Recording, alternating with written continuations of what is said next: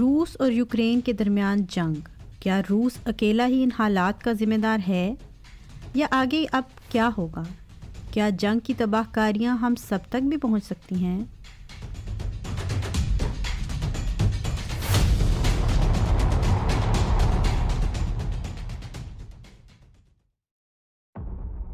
روس اور یوکرین کی جنگ ہم سب کے لیے انتہائی پریشانی کا موجب ہے۔ ہم سب یہ جاننا چاہتے ہیں کہ آخر روس نے اتنا انتہائی قدم کیوں اٹھایا؟ آخر اس نازک دور میں بھی کوئی بھی ملک کسی دوسرے ملک پر چڑھائی کیوں کرے گا؟ اس سب کو سمجھنے کے لیے ہمیں اس مسئلہ کو تاریخی تناظر میں دیکھنا پڑے گا۔ جب یوکرین نے 1991 میں سوویت یونین کے ٹوٹنے کے بعد اپنی آزادی کا اعلان کیا تھا، تب سے ہی امریکہ نے روس کے خلاف اپنے قدم مضبوط کرنے کے لیے نیٹو کے ساتھ مل کر لتھوینیا، پولینڈ اور رومانیہ میں اپنی فوج تعینات کر دی اور ہتھیار بھی نصب کر دیے۔ ان تینوں ممالک کی سرحدیں یوکرین سے جڑی ہوئی ہیں۔ اس کے بعد سے نیٹو مشرقی یورپ کے مختلف ممالک کو مسلسل اپنے اندر ضم کر رہا ہے اور اپنی طاقت بڑھا رہا ہے۔ 2014 میں یوکرین کے مشرقی علاقوں سے روس کی سرحد پر معمور سیکیورٹی افواج پر حملے کیے گئے، جس کی وجہ سے روس نے کریمیا پر چڑھائی کر دی، جو تب سے روس کے کنٹرول میں ہے۔ حالیہ برسوں میں یوکرین کی جمہوری طور پر منتخب حکومت نظریاتی طور پر مغربی یورپ کے قریب آ چکی تھی اور یورپی یونین اور نیٹو کا حصہ بننا چاہتی تھی۔ موجودہ حملے سے پہلے روسی صدر پوٹن نے مطالبہ کیا تھا کہ نیٹو سابقہ سوویت ریاستوں میں سے کسی بھی نئے ممبر کو اور خاص طور پر یوکرین کو قبول کرنے سے انکار کر دے، اور یہ کہ نیٹو افواج روس کے قریب دوسرے ممالک میں پوزیشنوں سے پیچھے ہٹ جائیں۔ لیکن امریکہ اور نیٹو نے اس مطالبے کو مسترد کر دیا۔ چونکہ یوکرین نیٹو کا رکن نہیں ہے، اس لیے امریکہ اور اس کے بیشتر یورپی اتحادیوں نے اپنے آپ کو بچانے کے لیے یوکرین میں فوج بھیجنے کی درخواست کو بھی مسترد کر دیا۔ یوکرین کے صدر ولادیمیر زیلنسکی خود یورپی یونین سے اس بلاک میں یوکرین کی فوری شمولیت کے لیے کئی بار کہہ چکے ہیں، تاکہ روس کے خلاف یوکرین کو مدد مل سکے۔ تاہم یورپی یونین کے مطابق یہ عمل کافی طویل اور پیچیدہ ہے، اس لیے اس سے زیلنسکی کو فوری طور پر کوئی مدد نہیں مل سکتی۔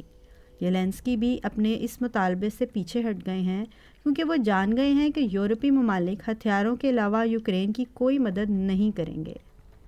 ماضی میں روس نے ہمیشہ ہی اس خطے میں مغربی طاقت کو متوازن رکھنے کی کوشش کی ہے۔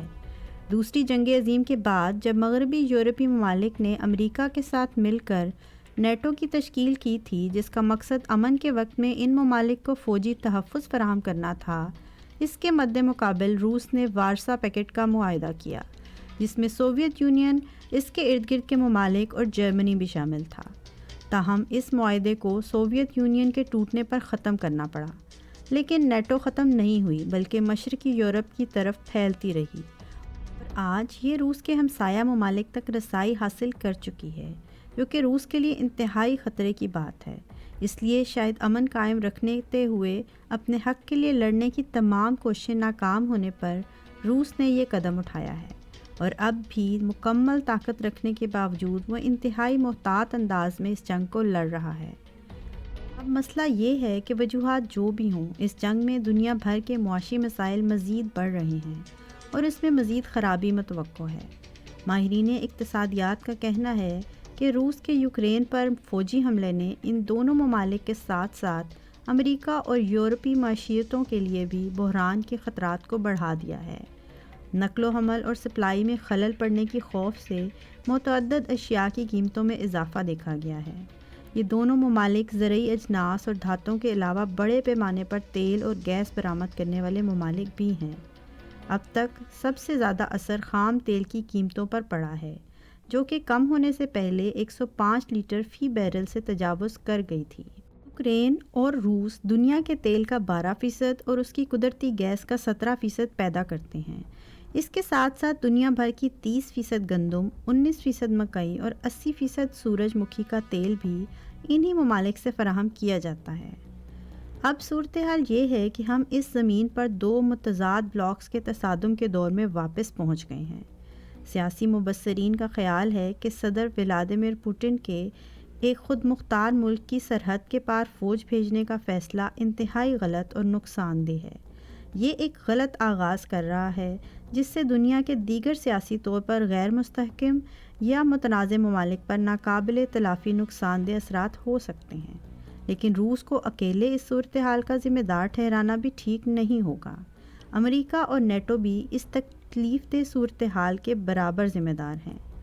بہرحال اب ہماری یہ ذمہ داری ہے کہ ہم سب اپنی ہر ممکن کوشش کریں کہ یہ جنگ مزید پھیلنے نہ پائے، اور اس کو شروع کرنے کے ذمہ دار اس کو مزید ہوا نہ دے پائیں۔